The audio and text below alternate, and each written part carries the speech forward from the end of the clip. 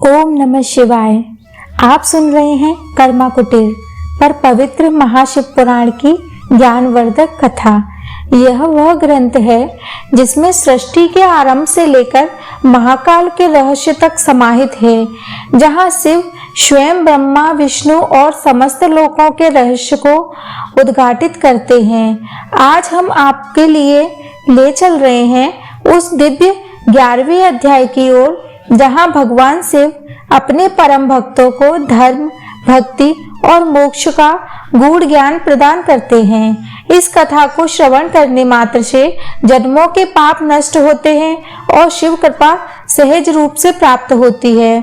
सुनो, हे श्रद्धालुओं, एक समय की बात है जब ब्रह्मा जी ने यह विचार किया कि मनुष्यों का कल्याण किस प्रकार हो और उन्हें वह कौन सी विधि बताएं जिससे वे शिव की भक्ति में स्थिर रहें और जन्म मरण के चक्र से मुक्त हो सकें। तब वे कैलाश की ओर चले और वहां जाकर उन्होंने महादेव को नमस्कार करते हुए प्रार्थना की, हे देवादिदेव महेश्वर, कृपया मुझे वह ज्ञान दीजिए जिससे समस्त मानव मात्र को कल्याण का पथ प्राप्त हो। उस समय भगवान शिव ध्यान मग्न स्थिति में विराजमान थे। चारों ओर रत्न जटित पर्वत, मंद सुगंधित पवन और सुरम्य पुष्पों की वर्षा हो रही थी। शिवजी ने अपनी त्रिनेत्र से ब्रह्मा जी की ओर देखा और मधुर स्वर में कहा, हे ब्रह्मा, तुमने उत्तम प्रश्न किया है। यह जो जीवात्मा है वह जन्म जन्मांतर से माया के बंधन में फंसी हुई है और उसका एकमात्र उद्धार मेरी भक्ति द्वारा ही संभव है। हे ब्रह्मा, सुनो, मैं तुम्हें उस विधि का वर्णन करता हूँ जिसे श्रद्धा से पालन करने से मनुष्य परम पद को प्राप्त कर सकता है। जो व्यक्ति शिवरात्रि का व्रत करता है, निराहार रहकर रात्रि भर जागरण करता है और मेरी कथा का श्रवण करता है, वह सभी पापों से मुक्त होकर मोक्ष को प्राप्त करता है। भगवान बोले, शिवरात्रि के दिन उपवास, पंचामृत से शिवलिंग अभिषेक, बीलपत्र अर्पण, मंत्र जप, रात्रि जागरण, मेरा स्मरण, यह सब मेरी परम प्रसन्नता का कारण बनते हैं। उन्होंने यह भी कहा कि जो मेरी कथा का श्रवण करता है और जीवन भर सुख पाता है और मनुष्य मृत्यु के समय मेरे गणों द्वारा शिवलोक ले जाया जाता है। ब्रह्मा जी ने हाथ जोड़कर पूछा, हे प्रभु, इस व्रत और कथा का क्या प्रभाव होता है? यदि कोई स्त्री, बालक, वृद्ध या रोगी इसे करता है? तब भगवान शिव ने उत्तर दिया, हे ब्रह्मा, मेरी भक्ति में कोई भेद नहीं है। जो श्रद्धा रखता है वही मुझे प्रिय है। बालक यदि सच्चे भाव से मेरा नाम जपे तो वह भी उत्तम पुण्य प्राप्त करता है। स्त्री यदि पति की सेवा करते हुए, गृहस्थ धर्म में रहते हुए मेरी आराधना करे तो वह भी शिव धाम को प्राप्त करती है। वृद्ध यदि चल फिर नहीं सकता परंतु मन से मेरा स्मरण करता है तो वह भी इस जन्म से मुक्त होता है। इसी प्रकार एक दिन ब्रह्मा जी ने कहा, यह कथा जाकर नारद जी से कही और नारद जी ने इसे समस्त लोकों में प्रचारित किया। जो व्यक्ति इस कथा को सुनता है, सुनाता है और शिव का ही रूप हो जाता है। महादेव ने यह भी कहा, जब जब कोई भक्त सच्चे भाव से मुझे पुकारता है, मैं वहीं प्रकट होता हूँ। मेरे भक्त का अंत नहीं होता, उसका जीवन ही शिवमय हो जाता है। वह जहाँ भी जाता है वहाँ शिवत्व की स्थापना होती है। एक बार की बात है, काशी नगरी में एक वृद्ध ब्राह्मण रहता था जो प्रतिदिन गंगा स्नान करके शिव मंदिर जाता और घंटों बैठकर ओम नमः शिवाय, ओम नमः शिवाय का जाप करता। उसके पास कोई धन नहीं था परंतु संतोष था। लोग उसे पागल समझते थे परंतु वह कहता, मुझे बस शिव चाहिए। एक दिन जब वह वृद्ध प्राण त्यागने लगा, उसके आसपास कोई नहीं था। जब एक दिव्य प्रकाश हुआ, भगवान शिव स्वयं वहां प्रकट हुए। उन्होंने वृद्ध से कहा, हे मेरे वत्स, तूने मुझे पुकारा, मैं आ गया। अब तू मेरे साथ मेरे लोक चलेगा, जहाँ न मृत्यु है न पीड़ा है। ऐसा कहकर शिवजी उसे अपने साथ लेकर कैलाश धाम चले गए। इस कथा का श्रवण करते हुए हम यह समझ पाते हैं कि भगवान शिव अपने भक्तों के कितने समीप हैं। वे दूर नहीं, केवल हमारे हृदय के सच्चे भाव की प्रतीक्षा करते हैं। जैसे ही हम मोह माया छोड़कर उनका स्मरण करते हैं, वैसे ही वे हमारे समक्ष प्रकट हो जाते हैं। यही शिव की सच्ची महिमा है। इस प्रकार ब्रह्मा जी, नारद जी, अन्य ऋषियों ने शिव की महिमा का विस्तार किया और इस पवित्र ज्ञान को जन जन तक पहुंचाने का संकल्प लिया। तो हे श्रोतागण, यदि आपने इस भाग को श्रद्धा से सुना तो निश्चित मानिए कि आपने शिव का सानिध्य प्राप्त किया है। मुनि श्रेष्ठ सूत जी बोले, जब दक्ष ने अपमानवश शिवजी को यज्ञ में आमंत्रित नहीं किया तो माता सती ने पिता के घर जाकर वह दृश्य देखा जहाँ त्रिपुरारी महादेव का अपमान हो रहा था, तो उनका अंतःकरण जल उठा, उनका हृदय विकल हो गया। वे अधीर होकर यज्ञ अग्नि में स्वयं को समर्पित कर बैठी। हिमालय की पुत्री और शिव की अर्धांगिनी सती का यह वियोग जब महादेव तक पहुंचा तो उनका संपूर्ण ब्रह्मांड थर्रा उठा। भोलेनाथ ने अपने गढ़ वीरभद्र को प्रकट किया और उसे आदेश दिया, उस यज्ञ को विध्वंस कर दो जिसमें मेरा अपमान हुआ, वह सती का यह हाल हुआ। तब क्रोधित वीरभद्र अपने सैन्य दल के साथ यज्ञ स्थल पहुंचे, जहां यज्ञ की अग्नि प्रज्वलित थी।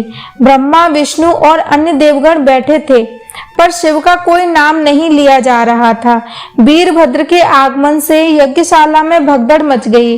देवता भयभीत हो उठे, उनके तेज से यज्ञ कुंड बुझने लगा। वीरभद्र ने क्रोध में दक्ष का सिर काट डाला, यज्ञ को विध्वंस कर दिया। सृष्टि में हाहाकार मच गया।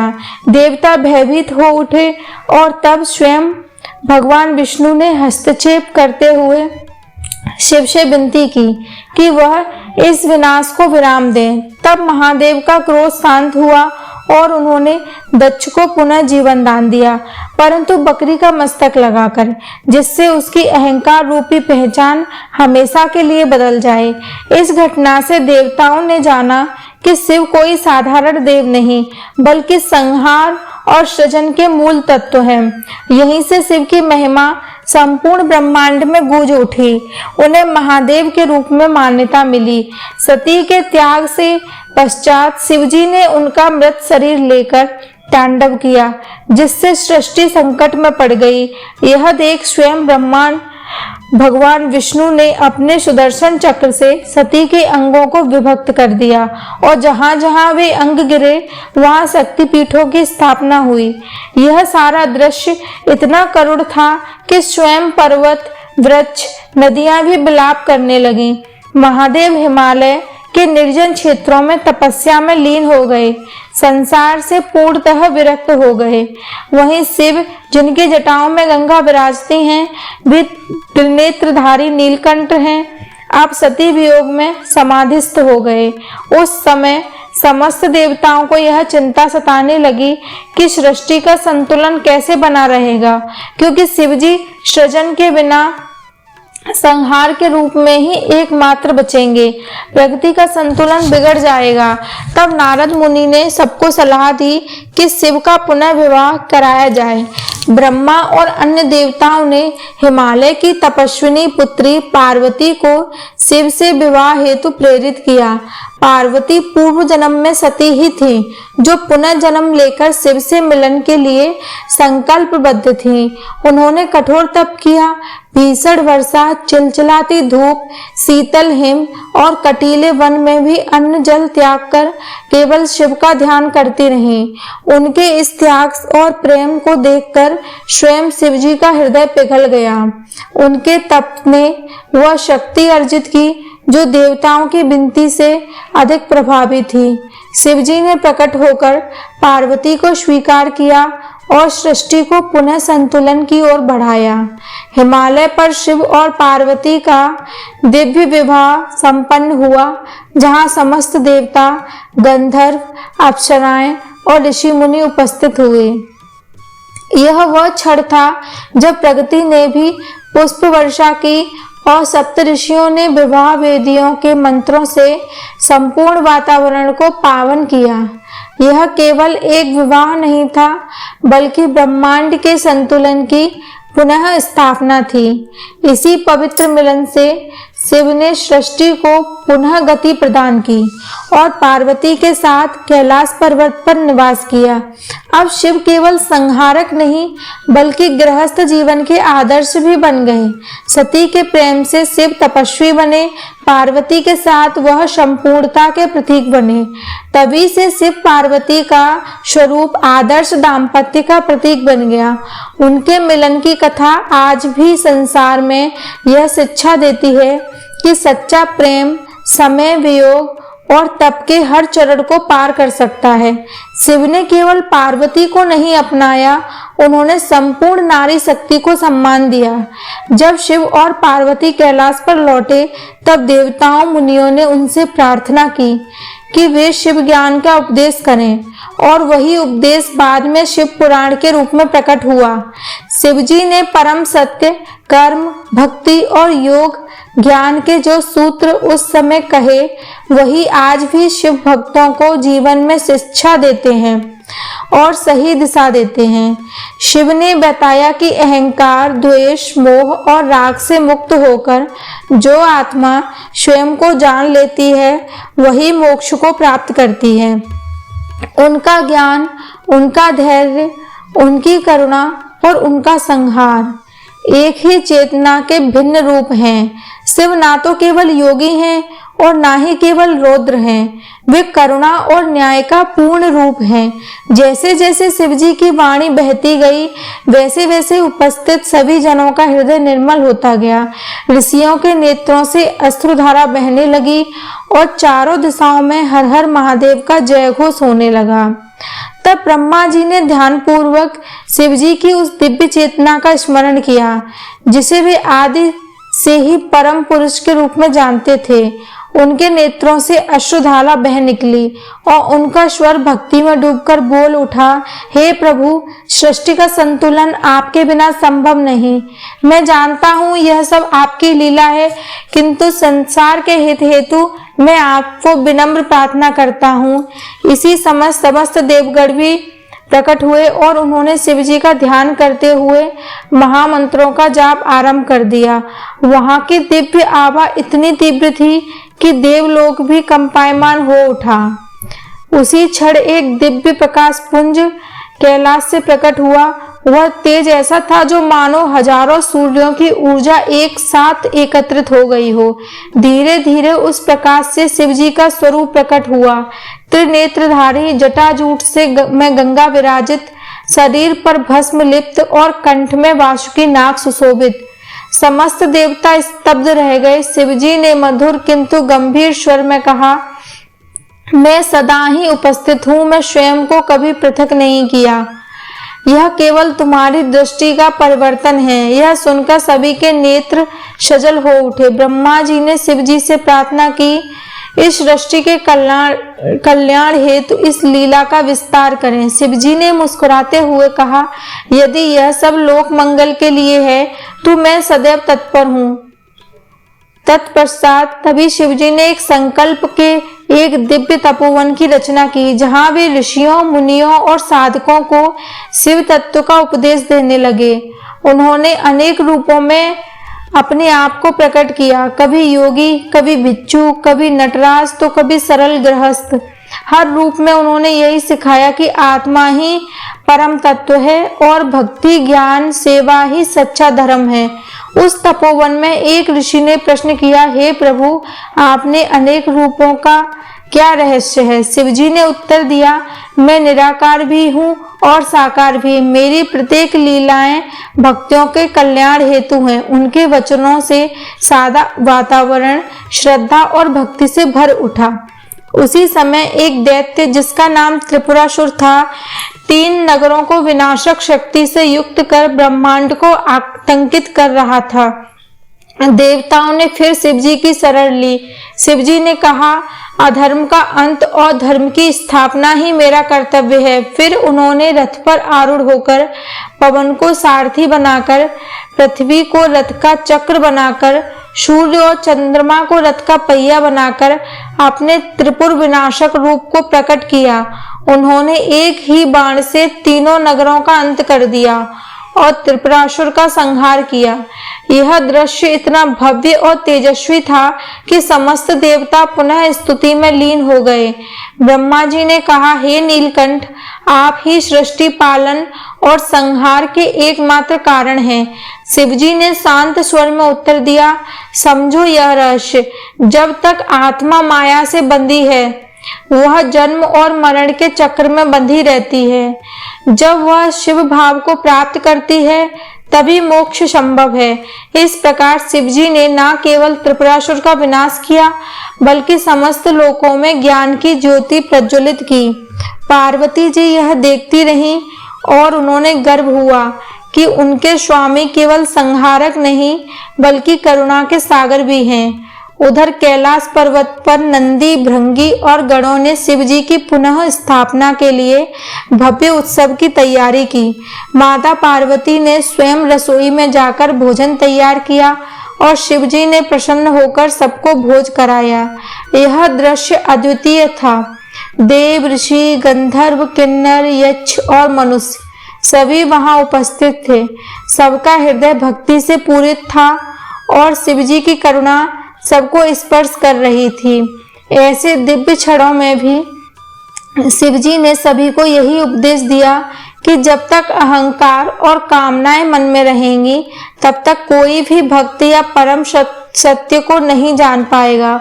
उन्होंने कहा, मैं वही हूँ जो तुम्हारे भीतर वास करता है। मुझे बाहर मत खोजो, स्वयं के भीतर खोजो। और इसी ज्ञान के साथ शिवजी ने एक और लीला प्रारंभ किया जिसका उद्देश्य था कलयुग में भी भक्तों को सच्चे मार्ग की ओर ले जाना।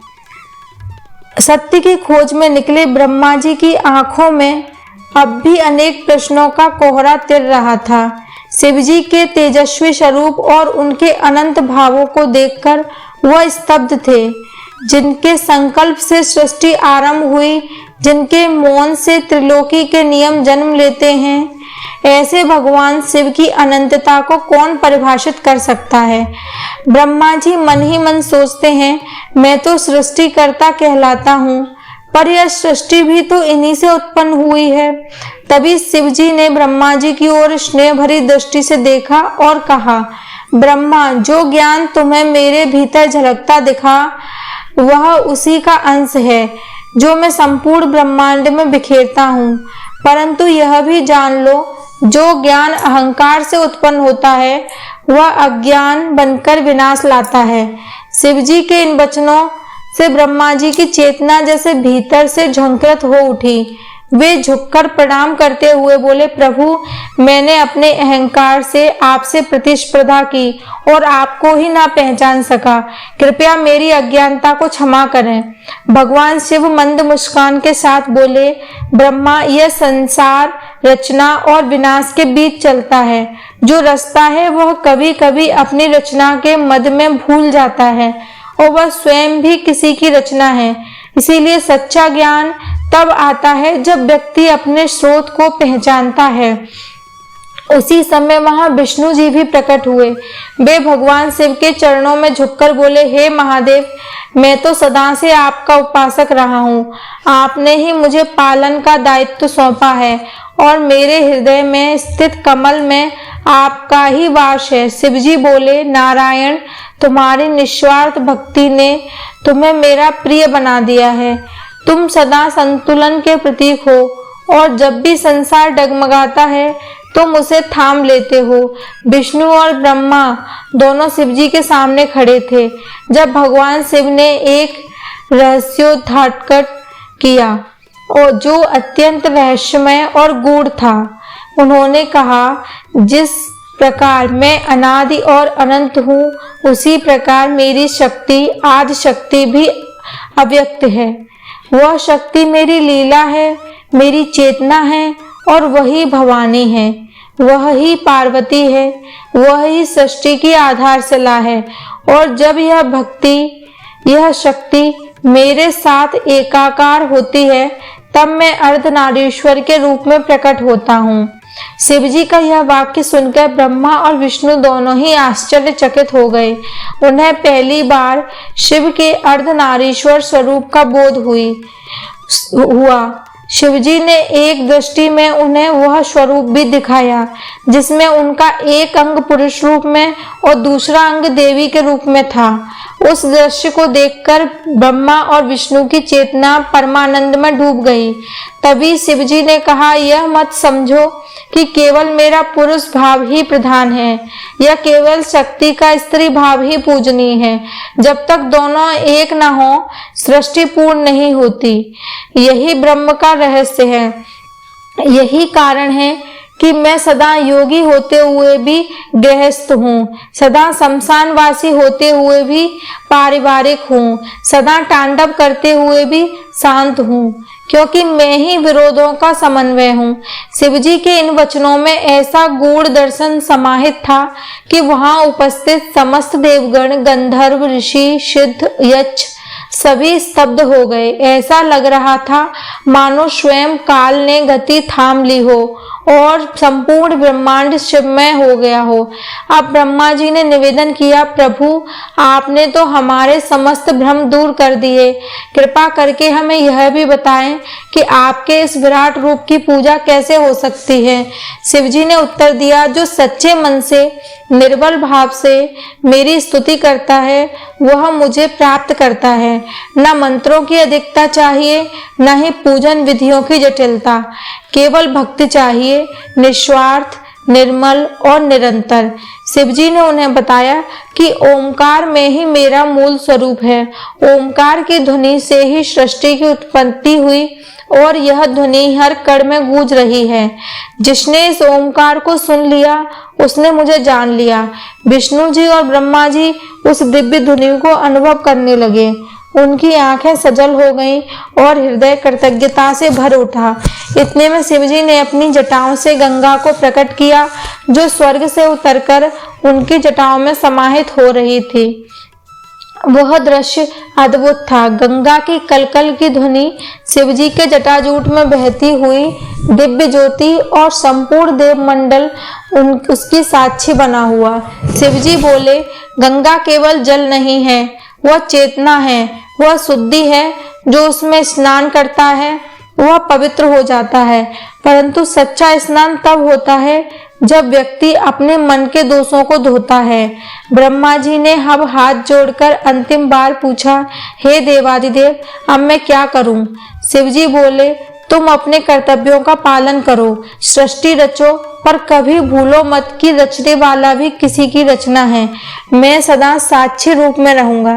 यह कहकर भगवान शिव अंतर ध्यान हो गए। वहां केवल एक दिव्य प्रकाश फैल गया जो चेतना से परिपूर्ण था। ब्रह्मा और विष्णु दोनों ही नतमस्तक होकर उस प्रकाश की आराधना करते रहे। वहीं से सृष्टि के नव चक्र का आरंभ हुआ। इस दिव्य प्रसंग को सुनने के लिए आप सभी का धन्यवाद। आप सभी ने इस परम पवित्र कथा को श्रद्धा और एकाग्रता से सुना, इसके लिए कर्मा कुटीर परिवार की ओर से कोटि कोटि आभार। ऐसी ही आध्यात्मिक और भावनात्मक कथाओं के लिए हमारे चैनल को सब्सक्राइब करें और वीडियो को लाइक व शेयर करना ना भूलें। मिलते हैं अगले भाग में एक नई दिव्यता के साथ। हर हर महादेव।